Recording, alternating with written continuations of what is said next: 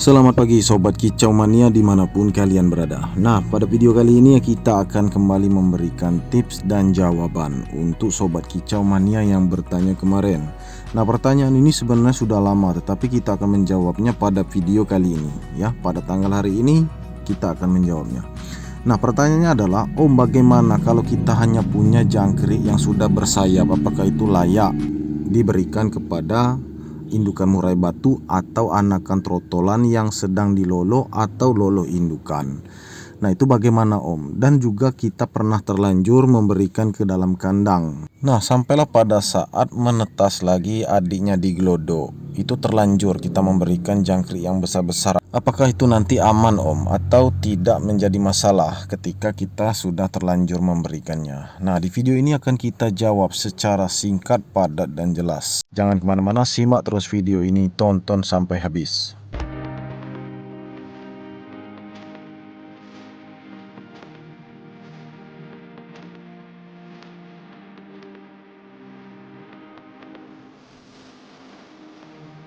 Nah, seperti di hadapan kita ini Sobat Kicauan, itu jangkrik berwarna putih ya. Jangkriknya itu teksturnya lembut dan halus. Jadi untuk jangkrik seperti itu biasanya disukai untuk indukan murai batu. Nah, untuk indukan murai batu itu sendiri dia menyukai ini karena teksturnya lembut dan bisa dilolo ke anakan murai batu. Nanti indukan murai batu itu dia akan patah-patahkan sendiri kakinya, dan juga sayapnya juga akan dipotong-potong sendiri. Nah, minimal kakinya nanti dia buang, karena indukan murai batu itu pintar, dia paham. Apalagi ketika melolo anakan murai batu, baik yang di dalam glodok maupun sudah menjadi trotolan, sudah nangkring. Nah, itu aman saja kalau posisinya putih bersayap seperti itu.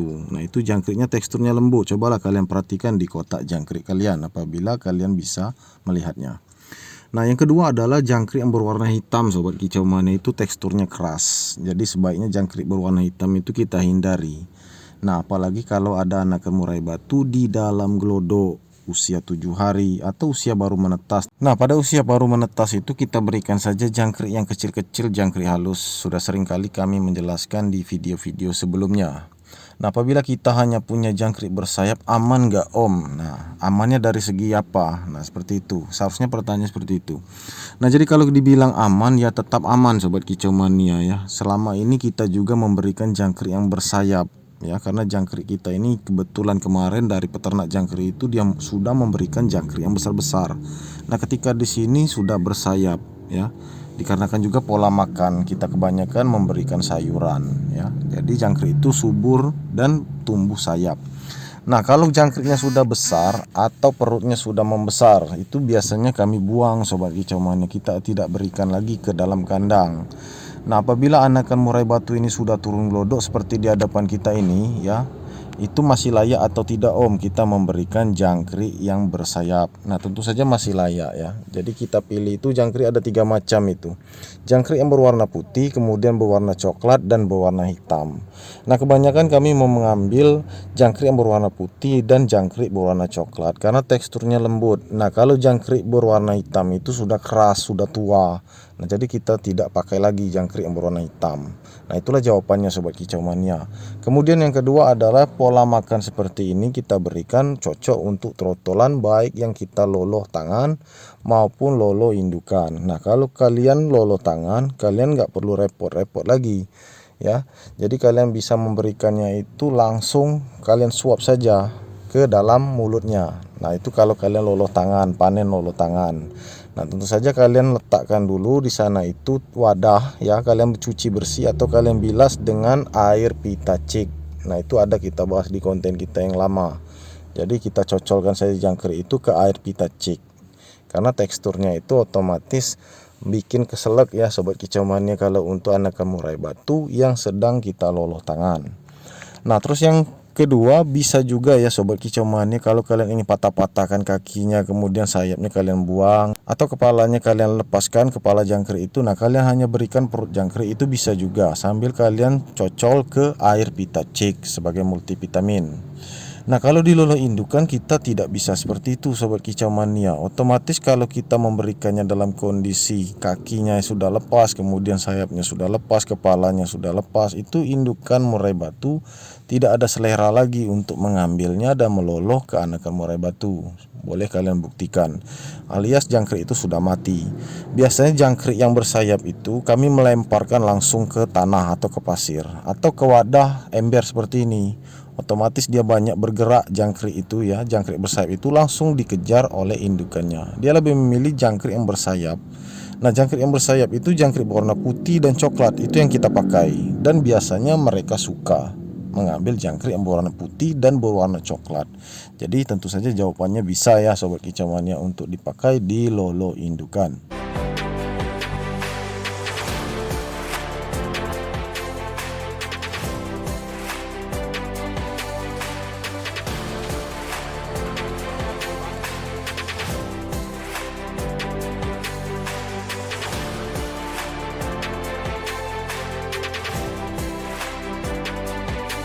Nah, ini kebetulannya di kandang 3 Sobat Kicau Mania. Kita tidak tahu kalau di gelodo ini sudah menetas lagi adiknya ya. Benar-benar tidak tahu ya, kakaknya belum kita panen sudah poin menetas 1. Nah, ini kita terlanjur memberikan jangkrik yang bersayap dan juga jangkrik yang besar-besar campur dengan jangkrik yang kecil, ada semua di sana. Nah, jadi nggak usah khawatir Sobat Kicau Mania. Induk betina ini lebih pintar, dia paham, dia akan mengambil jangkrik yang kecil-kecil, dia patahkan kakinya, dia juga lepaskan kepala jangkrik itu, lalu dia akan suap ke anakan murai batu yang baru menetas. Nah, itulah jawabannya. Tetapi jangan mentang-mentang jangkrik itu sudah kita readykan di sana, kita tidak memberikan kroto. Tetap di penangkaran kami pakai kroto halus apabila kroto itu mudah didapatkan. Nah, kalau kroto itu tidak mudah didapatkan alias kalian susah mencari kroto, kalian pakai saja jangkrik yang halus yang sebesar-besar lalat, sebesar cotton bud. Nah, itu sudah kita bahas di video yang lama, boleh. Tetapi tidak bisa terus-menerus apabila cuacanya sedikit panas ya, atau cuacanya di siang hari itu benar-benar suhunya di atas 32 derajat, itu panas, itu kurang cocok untuk pakai jangkrik.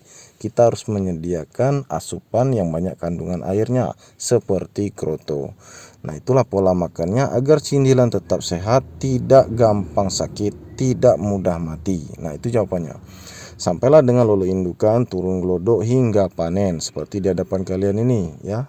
Ada 3 kandang yang serentak menetas, serentak turun glodok. Nah, nanti bakalan serentak juga panen. Nah, di sana kelihatan pola makan kita, jangkrik kita seperti apa.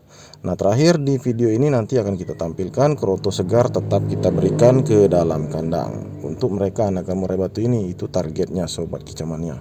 Nah, kemudian ada pertanyaan kedua, ini masih kita ingat juga ya Sobat Kicau Mania. Om, apakah jangkrik itu berpengaruh juga untuk menaikkan birahi indukan? Nah, jawabannya iya, kalau kebanyakan makan ya. Jadi sebenarnya kalau di lolo indukan ini, kalau kalian meneliti atau kalian sudah menjalani, induk murai batu itu baik betina maupun pejantannya itu kurang makan Sobat Kicau Mania. Perlu kalian ketahui. Kalau untuk soal jangkrik itu nggak usah khawatir ya, tapi porsinya tetap kita berikan takaran yang pas, jangan berlebihan. Nah, umpamanya kalian memberikan 1 genggam itu cocok di pagi hari, kemudian siang hari 1 genggam, sore 1 genggam. Nah, kroto juga diberikan, jangan sampai ketinggalan. Nah, jadi itulah jawabannya Sobat Kicau Mania. Mudah-mudahan sampai di sini kalian mengerti, puas dengan jawaban yang kami berikan. Nah, jadi yang pertama, jangkrik bersayap itu nggak masalah kita berikan ke kandang ternak asalkan teksturnya lembut. Nah, tekstur lembut itu seperti apa? Sudah kita jelaskan tadi di awal video. Tekstur yang lembut itu jangkrik berwarna putih dan berwarna coklat. Kalau hitam sudah keras. Nah, terus yang kedua, pola makan jangkrik yang seperti ini bersayap ini aman nggak untuk lolo indukan? Jawabannya aman. Nah, untuk yang ketiga Sobat Kicau Mania, pola makan jangkrik ini apabila berlebihan menaikkan birahi atau enggak? Tentu saja bisa menaikkan birahi. Maka dari itu takarannya harus pas. Tetapi perlu diketahui di lolo indukan mereka jarang sekali makan jangkrik. Nah, boleh kalian perhatikan, indukannya itu jarang makan jangkrik. Dia lebih fokus melolo anakan murai batu.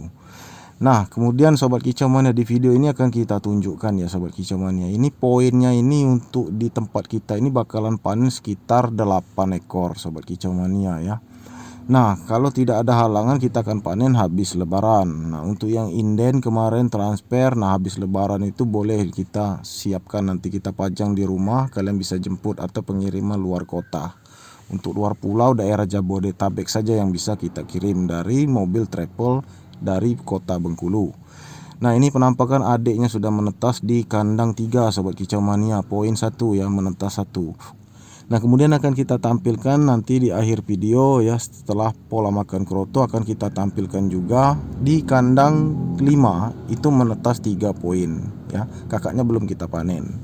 Nah, artinya trotol induk ini kita sudah biasa seperti ini dari dulu ya. Kakaknya belum panen, adiknya menetas lagi di glodok. Lalu kapan kita panen? Nah, kita panen itu tentu saja kita harus tahu kapan kondisinya mulai birahi lagi.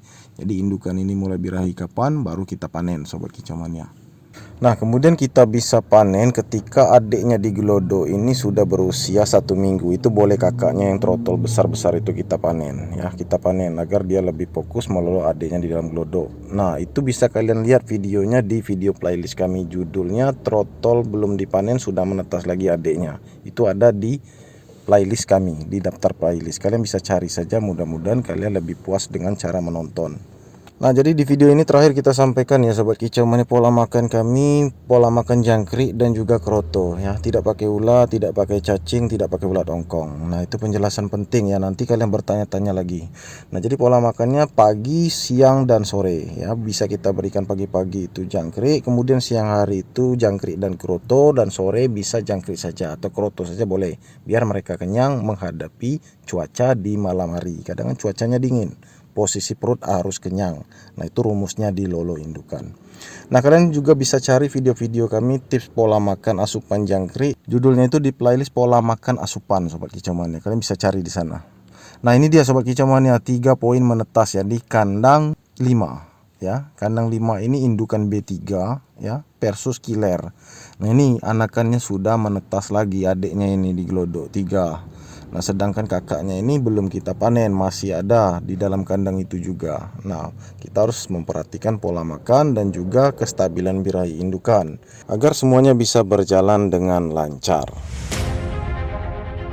Oke Sobat Kicau Mania, itu saja video kita kali ini. Semoga bermanfaat untuk kalian semua. Jangan lupa di like, subscribe, dan share sebanyak mungkin. Terima kasih. Salam Kicau Mania.